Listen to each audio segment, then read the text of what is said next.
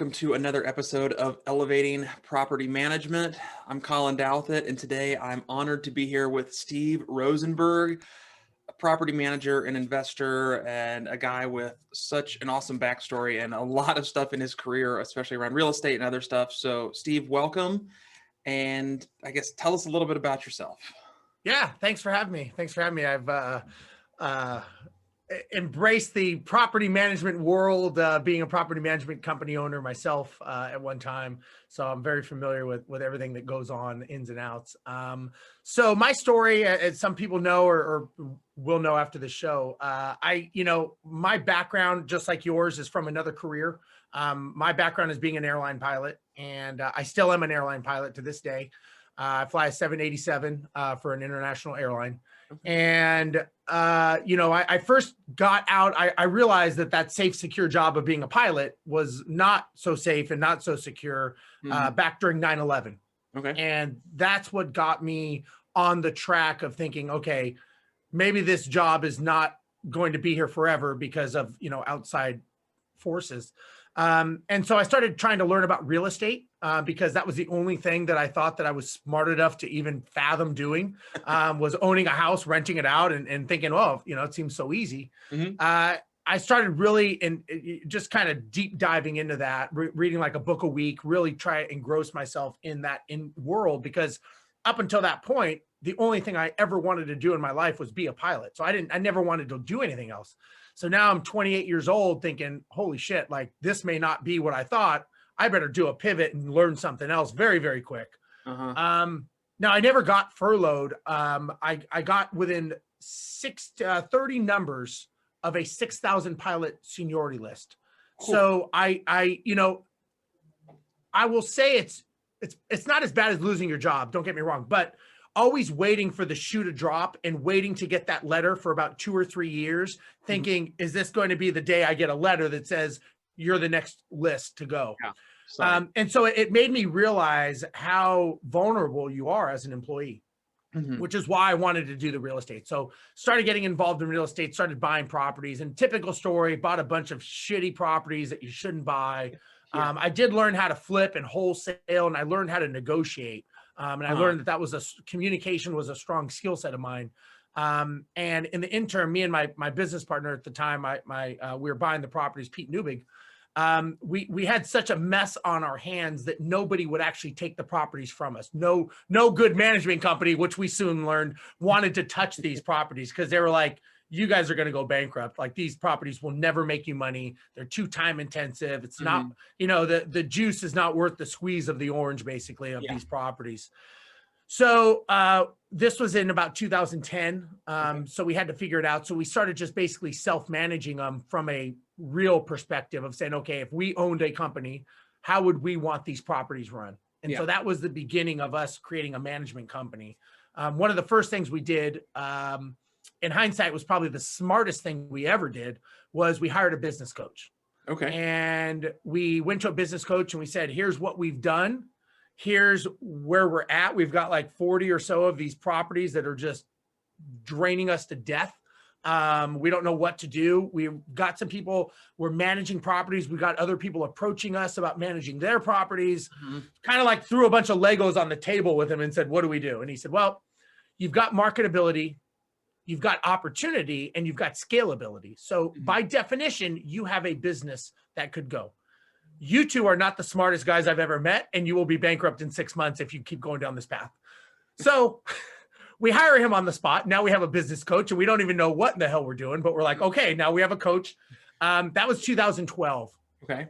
We went on a run from there, getting coached every single week, building this business. We won national awards, best marketing in North America. We learned to run it like a true business. And so we learned that there's marketing, there's sales, there's client acquisition costs. We learned all the dynamics of what a business, you take any business and you plug in that business model and it runs the same way. And so we were very, very fortunate. We learned to scale our business being very system processes oriented, not people oriented on doing the tasks and duties.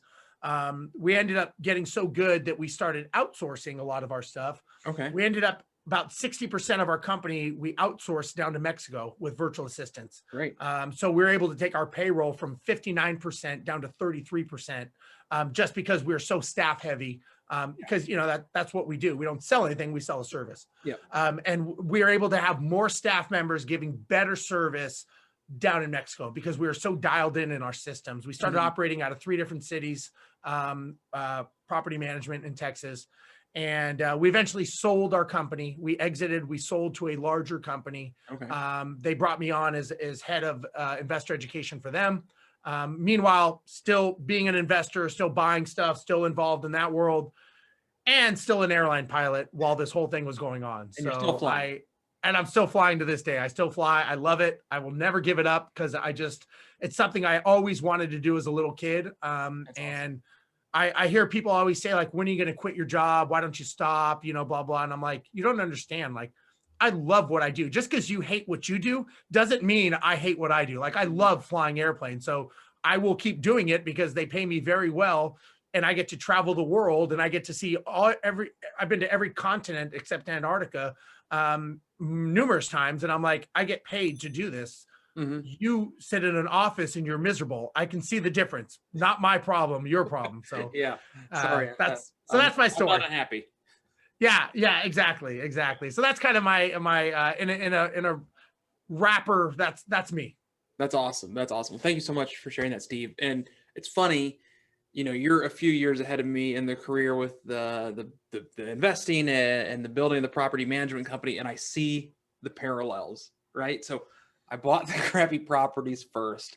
I had to self-manage them, started to think, okay, I could third party this, and it's taken off from there. And, dealing with those terrible properties that you buy the first time when you think you know what you're doing, but you really don't. And you're just like, oh, this looks like a good ROI and that's cheap. And it just bleeds you dry emotionally more than anything. And it's funny because I would say like the second half of my life or whatever you want to call it, I've really gotten into a lot of like mentoring and helping investors, coaching people.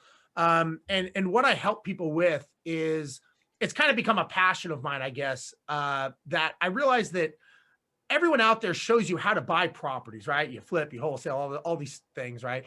But no one asked me at least, and I don't know about you, but nobody asked me like, Steve, why are you buying those properties? Like, does that get you to your destination of where you want to go? And is your wife on board with that? And is your family? Because I think as entrepreneurs, as business people owning a business or an investor, and I say this very respectfully, I think we're very selfish people. And the reason I say that we're selfish is we do all this work, right? We own a property management company. We're buying assets. We're taking classes. We go to NARPM. We do all these things. But the people that we're doing it for, we never actually share it with them. We never actually bring them into the loop and ask them, do you understand why I am doing this? Are you on board with this? And so I say that we're selfish because we're doing all this hard work, but the people we're doing it for, we're not even letting them know. And so I know because when I was buying these shitty houses, my wife finally got to the point and said, the next one you buy better be nice because you will be living in it because you suck at buying houses. You are no good and you need to stop. And I was like, what do you mean? Like, I'm doing this for us. She's like, what do you mean us? Like, you're stressed out. You're running around nonstop. You're running yourself into the ground. You keep buying these problems thinking there's a solution. And all of a sudden I was like, wow, she's right. Like, I'm like, wow, that's, and I kept thinking, just like people with business and real estate, I kept thinking I could fix it. I kept thinking if I just work harder, right? But the reality is there is no association with hard work and success. It's something that we like to believe. We like to deep down go, if I work hard, I'll be successful. But I know many people, that very close to me that have worked hard their whole lives and have ended up with nothing. So, and I know other people, if the hardest worker in the room was the richest, then construction people manual labor would be the richest people on the planet, but they are not. So it just shows you, like, when we say it, but we know the reality is not it. And so I try to help people understand, why is it you're doing this? And does this even align with your goals? And does this get you to where you want to go, whether you're a business or an investor? So it's kind of, I don't know, I don't want to say it's a calling or something like that, but it's just something that I'm good at helping people understand and really walk away scratching their head going, Not sure why I'm doing this. What's And so what's that's the kind of what I what's do. the end game with all of this time that you're spending, all the stress, all the time away from the family? What's the end game? What's the final goal with all of this? Well, I would say it's not time away from the family with COVID. I think my Oh, wife would rather me be gone more. She's like, "You're home again." So, but I don't know. That's a good question. My yeah, goal is to help as many people as I can. I like helping people. yeah. I've created a whole educational course that works with investors. I've got a lot of people that are reaching out. They want business help, business advice. I have a skill set, right? So me and my business partner, as we grew our company, there's a great book. You may have read it. People may have read it, called Rocket Fuel. And it's from Gino Wickman, who does the EOS. EOS system. Traction, wrote the book Traction. And so Rocket Fuel is kind of the second book of that series. And it talks about the visionary and the integrator in any successful business. Hmm. So if you look at Walt Disney, Chevrolet, Ford Motor, any successful business has the visionary and the integrator. And I was very, very good at being the visionary. I was the guy who was out in front. I was the guy who was leading the pack. I was the face guy. But the real person that was making the business run was Pete, my business partner. He was the integrator. He didn't really want to be on there. He didn't want to be on social media. That wasn't his thing, but that was my thing. Yeah. And so I always give him credit and say, look, we would not be where we were if it wasn't for him. People thought I was the guy, but like I was just the front guy. Pete Yeah. is the guy that did it all. He was regional VP for NARPM and all that stuff. And he loves doing that. So my skill set of giving back is being able to help people see that vision. Hmm. So to me, it's kind of so when you ask me, where is this going? What's it doing? If I can help people be better than they were the day before and give them that ability as visionaries, like, don't ask me to do accounting, P&L statements. I know it, but I'm not the guy who teaches it. Yeah. I'm the guy who helps you, says, okay, why are you doing this? What's the bigger vision for the company? How are you growing this? Those are the people that I can help. And so if I can help people that way, that's what I want to do. Mhm. That's great. That's great. No, I mean, hey, I can appreciate that. And, if you're helping people, that's awesome. Right. Well, and Give them some direction if they're, having to figure out what they want to do with this real estate thing. Cause if people are diving into real estate, there's so many different things that you can do, and just why you doing it and which direction is going to best align with what you want to pursue.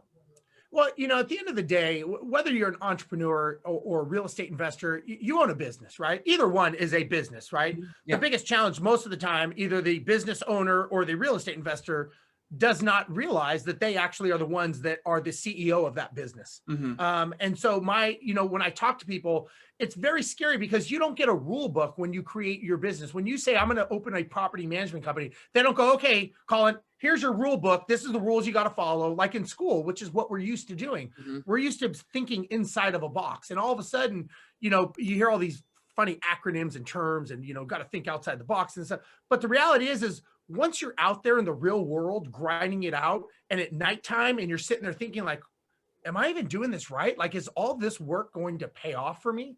Mm-hmm. Nobody really knows that because there's nobody that teaches that part of it. Yeah. They teach how you get up to it, how you lead up to it. But you know as well as I do that the day-to-day running of a business, it is boring, right? I mean, it should be boring, right? And when you're in growth mode, it's hectic, it's crazy, it's stressful. It's, there's conversations, sometimes heated conversations. But that is, when you look at anyone who has a very well successful business that's up and running and it's just copy paste repeat, it's very boring. Mm-hmm. But you don't just walk into that. You've got to create good culture. You got to create good vision. You got to create the employees that see the vision. Yeah. That's your job as the leader of the business. Same thing if you have rental properties with contractors and tenants and, syndications and all that stuff. So it's very similar running a business, a property management company, and being an investor. And, Yeah. they both need each other, but sometimes they don't seem to work well with each other. I don't, kind of an interesting conversation. Button heads a little bit. So, well, let's dive into property management. So, Sure. You mentioned your property management company, you got scale, you're in multiple metropolitan areas, you're going pretty heavy in the VA, kind of walk through, I guess, some of the steps that you had that led to your success as a property management company, and, what value that you brought that maybe other PM firms didn't bring that allowed you to hit that scale. Yeah. So like I said, me being the visionary, most businesses start off as entrepreneurs, which are operators, right? Mm-hmm.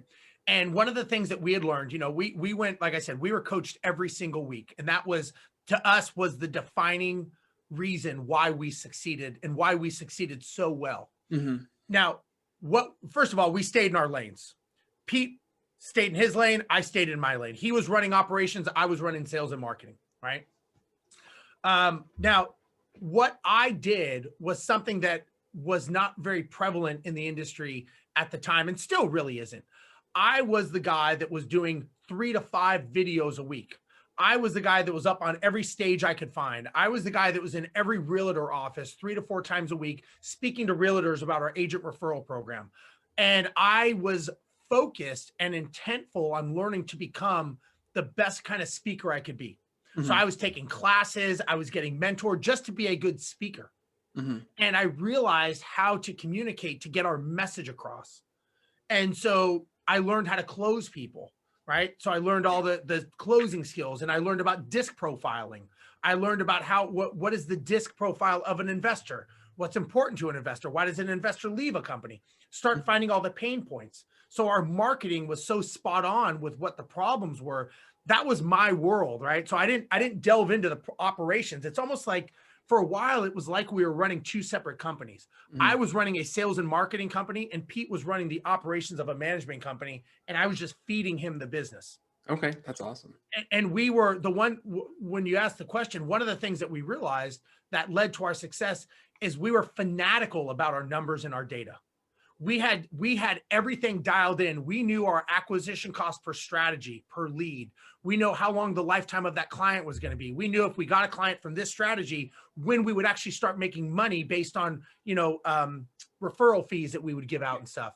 And so the first thing we hired, which is opposite of most people, we hired a marketing guy. That was one of our first hires. Okay. And because look, you can create the best systems in the world. You can be the best property management company, but if nobody knows you exist, what's the point?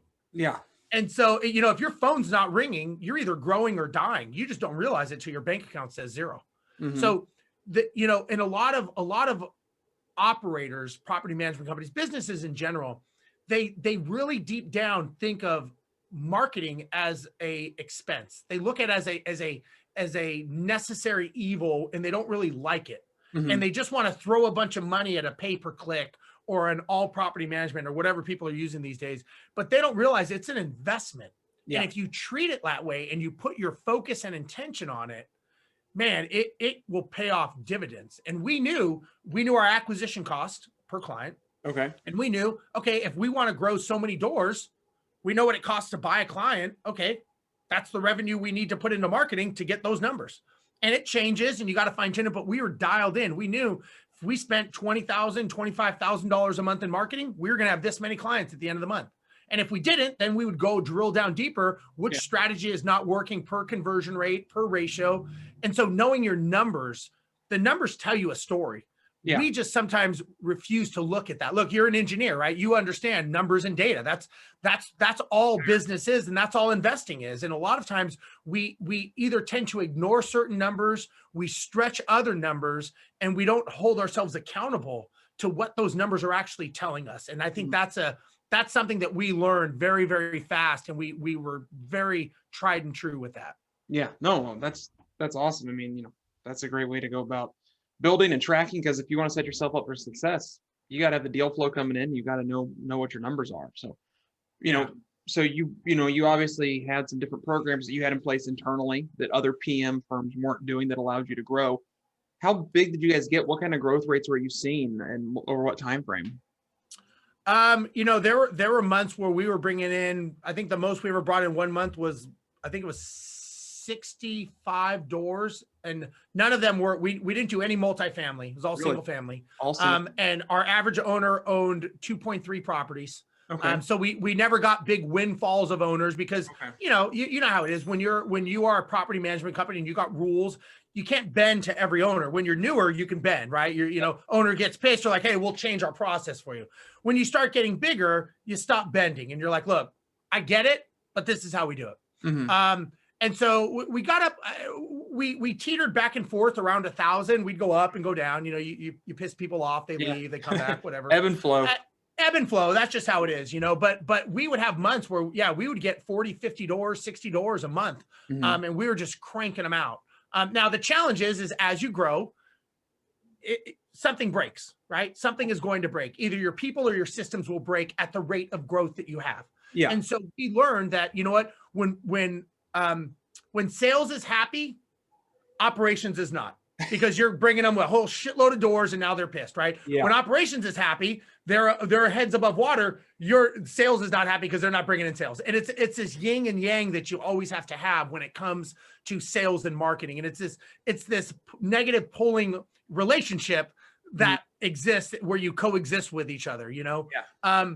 And again, our job was to break operations. Like my job as salespeople, I'm like, I want to bury operations. That means we're doing our job and we're getting our stuff, so that I could tell Pete, get your shit together because you're not getting your stuff done. And he would say, stop bringing shitty doors. And we would have this conversation back and forth, but then it would make us better, you know? And so everybody's getting better. Yeah. Everybody has this, right? And so he and I were the one thing I will say is, and Pete and I were still very good friends to this day, even though we sold the business. But we always put the business first. And the one thing I'll say, and if you have a business partner, anyone out there has a business partner, the one thing we always did is we would get into, I mean, we were like brothers, right? We couldn't even divorce each other because we owned properties together. We had loans together. We're like, it'd be easier to divorce our wives than it would be each other, basically.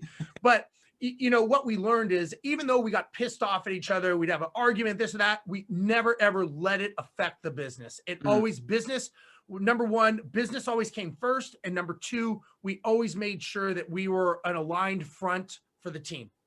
So we would have those FU conversations when it's he and I, or with our business coach. And you know, look, it's emotions. It's very emotional when you got money and you got stuff going on, and there's, you know, he's got property managers yelling at him or pissed at him because we're bringing in so many doors, and none of the property managers want them because they're like, I don't want these doors. I don't make any more money. So he's trying to figure out that equilibrium of how to do that. But I will tell you that, you know, making sure that you always let the property management company and the team be first it will serve you over and over and over again. And, you know, I'll say that even to this day, after we've sold our company, which was over last October, so about a year and a half ago. And some of the people, you know, we're still friends with a lot of people that work for us, and they've gone on to other companies. And some of the other companies have actually reached out and said, man, you guys had a great culture, because everybody says they wish that you guys kept your business going. They wish that they loved it. It was the best job. And we're like, really? Didn't seem that way at the time. Yeah, exactly. So who flattened my tire then? No, but you know, it's good to know that, you know, again, in the heat of battle, you don't realize it, you know, but after the fact, all of a sudden you start realizing, like, wow, we did have a good culture. We did our best, you know, and no one's perfect. There's no rule book. But having that first is, you know, putting the team first is very, very important. No, yeah, definitely. I mean, we wouldn't succeed without our team here. You know, I mean, I do have a partner, Adam. Him and I went to college together. We played football together, so we've been through the muck and the mire together. And he's definitely the integrator. And in us, we took the VI quiz, and he's a high integrator, so he handles all of our operations on the construction side. We both have a construction background. I handle the property management side, but I've brought in, we're calling her a property management supervisor, and she was kind of one of my first hires, and she's a very high integrator as well. And we're letting her take on more and more of the responsibility on running the PM side, so that I can be the visionary that I am and make all their lives miserably because I'm bringing in so much work. So that's your job, man. That's your job. I know. And it's a fun job. I don't know what they're complaining about. I'm having a great time. You're like, hey, I'm bringing you business. Quit bitching. And they're like, you just whip in, drop off a contract, and whip out. It's like, you're having happy hours and networking. It's like just part of the job, man. I tell my business, I used to tell Pete all the time, we all pick our jobs in life. You picked yours, I picked mine, man. Yeah. It's like, you're not even in today. We were supposed to look at this stuff, and now you're booked all day. I'm like, I trust you. You're going to do a great job. You don't need for this. Like, you got this. You got this. I know I did all this before you came on, but you got this now. Yeah, so, you're a winner. Yeah, exactly. Encouragement, right? Keep it up. So, you know, as you guys grew, obviously you get that size, you know, you're getting referrals, you're doing something right in your operations and how you related to either customers or owners. And, you know, what was What was it that set you apart in the owner's eyes on how you guys operated that made them want You, to stay with you for a long time or you refer? know, I will say that one of the reasons the owners liked us is, number one, we were very relatable. Mm-hmm. Um, I made it a, we were investors, and we sold them on that concept when part of our whole marketing strategy was, hey, we're investors just like you. So Mm-hmm. our properties are in the mix just like yours are, right? Yep. And whether that's, whether any company watching this it does that or not, the message that you give to those owners, you're getting trust from them, because as a property management company, there's a huge distrust factor right out of the gate. Right out So of the gate. you've got to associate that rapport and the commonality, and letting them know that, hey, I bleed like you bleed, I walk that walk, I have shit problems that happen just like you do, right? Mhm. That's life, right? And so I'm in this with you. Yeah. And so when they had a problem, if it escalated, if it got to Pete or if it got that far up, we would talk to them and handle the situation, and we would own it if we had to. If we were wrong and we did something, I mean, Pete as the integrator was like, he maybe had a difference of opinion of how to handle things because he's from New York and I'm Oh from yeah. California. So we would meet in the middle in Texas and have this conversation. And he would, at the end of the day, he would understand what's the best thing for the company. Mhm. Put ego aside, put pride aside. What is the best thing? You can be right all day long psychologically, but lose all of your clients Mhm. and lose your tenants. Yeah, you're right, but you're running your business into the ground. But you're not really And right because so you're going to be broke at the end of the day. exactly. And Pete was smart enough to realize that and understand that. So I think the one thing that I think set us apart was, number one, we came at this approach as investors, and we sat on the same side of the table with them as investors. And I would tell them, listen, I want you to be able to call me up and be like, hey, Steve, I've got this property, it's not performing, what should I do?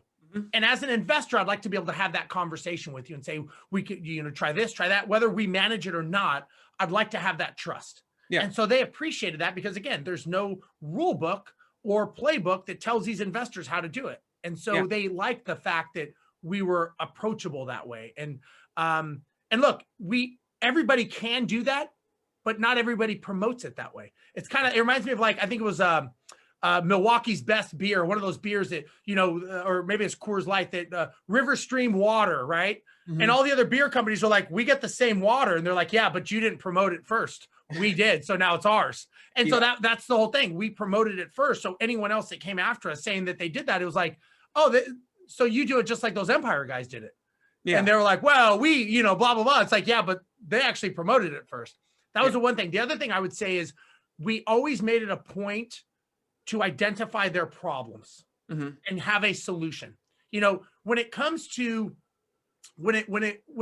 property management, and it comes to what we do, Pete, in his eloquent way, the way he said it, we're basically the trash men of the industry. Nobody likes us, but they need us, right? They have to have us around, but they really don't want us around. And nobody right? wants to do our job. Nobody wants to do our job. And the only time they call you is to yell at you or fire you. Nobody Uh-huh. ever calls you and says, hey, Steve, we haven't heard from you in a year. Good job. Like, I'm going to pay you 12% because you're doing so great. You don't have that. They call up to bitch at you and yell at you and this and that. So we started understanding that. And we're like, how do we stop the phone call from happening? Mhm. How do we go upstream? And how do we orchestrate this so that they never even have to call us? Because the reality is customer service is not getting the person on the phone every day saying, hey, tenant called, we handled this, we're all good, just want you to know. They're gonna be like, why the hell are you calling me? Like, that's what I'm paying you for. It's literally your So- job. Congratulations. Yeah, congratulations, you get a cookie, you did your job. What else do you want, right? So instead of that, we're like, how do we make it so they never even have to call us? Because as soon as they have to call you, you've lost trust with them. Mhm. Because they're going, why do I have to chase after you? Yeah. So before they even, so we were like, let's stop, because again, we all know in property management, you're inundated with calls. So we started tracking the calls, and we started saying, why are they calling? What is the reason for their call? Mhm. Pete was like, I'm going to rip the phone out of my office. I'm like, you can't do that, man. You're the CEO. He's like, I don't give a shit. I don't want to talk to him. I'm like, you can't do that. I'm like, let's figure out why they're calling and let's stop it upstream. So Mhm. we started putting in proactive triggers to get them to not call. Yeah. And all of a sudden, the phone calls erased because, well, they didn't erase, but they drastically decreased because we started solving the problem upstream. And so that was something that was a huge game changer for us. Oh, that's great. That's That's $1 million piece of advice right there. Well, Just, and the reality is in the property management industry, we're a very proactive industry. We don't do something until somebody calls, a tenant, an owner, a contractor, they have a problem, and we have to be a solutions center. yeah. We have to provide a solution for their problem, right? So we have to react. So we're always reacting to what that phone call or email coming in. So we were like, how do we flip this and become proactive?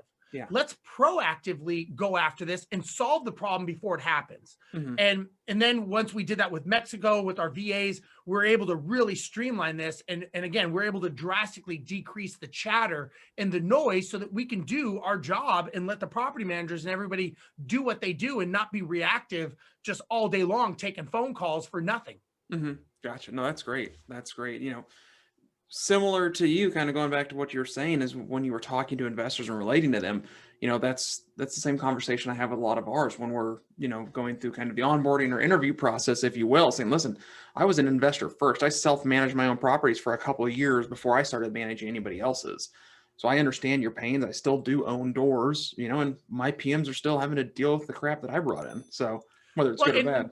one of the things too, I'll tell people is, look, and from a sales and marketing, I'm all about numbers, right? I want to Mhm. close everyone I can. Yeah. And I learned through many intense conversations with Pete and other people is, okay, what if we start having some conversations with these people and figure out what are their expectations and what are our expectations? So let's have a frank conversation. So I would tell people, just like you're interviewing me, I'm interviewing you. Mhm. Because this has to be a relationship that works, because I don't want to put my team and say, why in the hell did you bring this guy on? He's a bad owner. He's this, he's that. So we started basically doing a where we would, they're asking us questions. I'm asking them questions. Yeah. What are And your so all of a sudden, expectations of a property manager? How often are Yeah. you going to call me? exactly. How do you communicate? So this is how we communicate. This is what you can expect of us. If you give us an email or a phone call or something, this is how we will respond. And this is how many hours we will respond. Are Mhm. you okay with that? If they say, no, I want an immediate response, well, that's a red flag. Okay. Mhm. That's not how we operate. I'm not going to change my model for you. So, okay. Interesting. So we do this to that, $400 reserve, blah, blah, blah. And, oh no, I need this, I need that. Okay. Well, this is why we do it. And a lot of times, once we explained it to them, it was much, much easier for them to understand our methodology. And Yeah. so one thing that we did, we're very successful, is we started making videos. And we took our management agreement and we actually started making hyperlinks in there as a sample of videos explaining what we did and why we did it per the management agreement. So instead of them reading these legalese, we'd go, this is why we're doing this. And we would do it in a quick 2-minute video. And they were like, oh, okay. So they would get this sample with all these hyperlinks of videos. And then when they were done, they're like, all makes sense. I'm good to go. So we decreased the chatter. Yeah. Because we're able to proactively answer their questions, because we know owners are going to go, why the hell do I have to give you $400 or whatever, blah, blah, blah. So we would explain it in the video and they're like, okay, that answered my questions. All my questions are answered. Can you send me the contract? And so we just tried to streamline it to do away with questions. Yeah. No, that's great. That's anytime that you can head that off to where you don't have to answer more questions, spend more time on an email or phone call, then you're coming out ahead. So I love the proactive approach. So one question I like to ask everybody is, what is one thing property managers can do as a whole across the whole industry to help elevate the property management, profession or industry as a whole? Well, I think, I do a lot of stuff with investors now. So I'm almost like on the other side per se, working with investors, and I do a lot of stuff on Bigger Pockets, and I have got a show with them. So I hear from the other side, and it reminds me, it's kind of like a duck, right? You see a duck gliding across the water and you think, wow, he's just cruising along, and his fucking feet are paddling like crazy underneath, right? But you don't see that. Yeah. So the challenge that we have is a communication problem as an industry as a whole, when property management company, is we don't communicate all the things that we're doing. Okay. And so nobody knows, what does a property management company do? And it's kind of like being an airline pilot. I tell people, you don't pay me all this money for things that go right. You pay me all this money when you're over the Pacific Ocean and an engine catches on fire. And now you're saying, I'll pay that guy anything that he's worth to get me to land safely. That's what I'm there for. Yeah. Break glass for emergency. Shit's going wrong. Now we need you to do all your shit that you do, right? Yeah. Same thing with property management companies. You don't pay us for the easy days. You pay us for when the lawsuit, when the lawyer's knocking, when you're standing in front of a judge, when you have a fair housing violation and you're going to lose everything. That's what you pay us for. Yeah. But we don't communicate that message. So we have a communication problem as a whole. Synergistically, we work so well together. The biggest challenge is that investors as a whole, they don't think of property management. They think that they can do it themselves. So what happens is once they get the property, maybe they have a mistake or a problem, then as a secondary, they start looking for a property management company. And what they do first is they go, who's the cheapest? Because I didn't budget this in, right? So they bought the property without the numbers factored in. And so they go, and so I'll ask them, I remember, when they'd have a shitty management company and they'd come to us and I would say, so what, just curious, why did you pick that company? And they said, well, they answered the phone first. And I'm like, that was your decision? They were like, yeah. Or they were the cheapest, right? That was the other one. Well, they were, $50 a month or whatever it is. And I'd say, so let me ask you this. If you were driving down the street and you saw a doctor on the side of the road giving half off surgeries today, spinning one of those cards, would you pull in and get surgery done? And they're like, no. I'm like, why? They're like, because I'm not going to pay someone. I'd rather pay the full amount. I'm like, but you're basically committing financial suicide with your properties and your future. Yeah. You're doing the same thing. It's just a different perspective. And so they don't realize the value that a property management company gives because we are bad at the sales and marketing side, which is why we flourish so well, because that was my only job, was pushing our solution to their problem. I love it. That's great. That's great. Oh, that makes total sense. So that is a great piece of advice. Well, on that note, I want to thank you so much for being here and your time. If anybody wants to learn more about you, follow what you do, what's the best way for them to see that or get in touch with you? Yeah, they can go to my website, steverozenberg.com, Rozenberg. They can follow me on Instagram. I always have videos and stuff on there, Rozenberg Steve, as well as Facebook. And I have a weekly show on Bigger Pockets. I do a bunch of other interviews and stuff. But if you go to my website, you can probably track me from there, or Instagram is where I seem to be the most active these days. But yeah, they can go there and happy to help anyone. If anyone has a question, they can reach out. I always make a point to get back to people. I think it's a matter of respect. If somebody takes the time to ask me, then I should be respectful enough to answer. So if you do reach out to me, I will get back to you. Awesome. Well, thank you so much, Steve. Tons of great information, and I look forward to chatting with you again. Thank you. Appreciate it.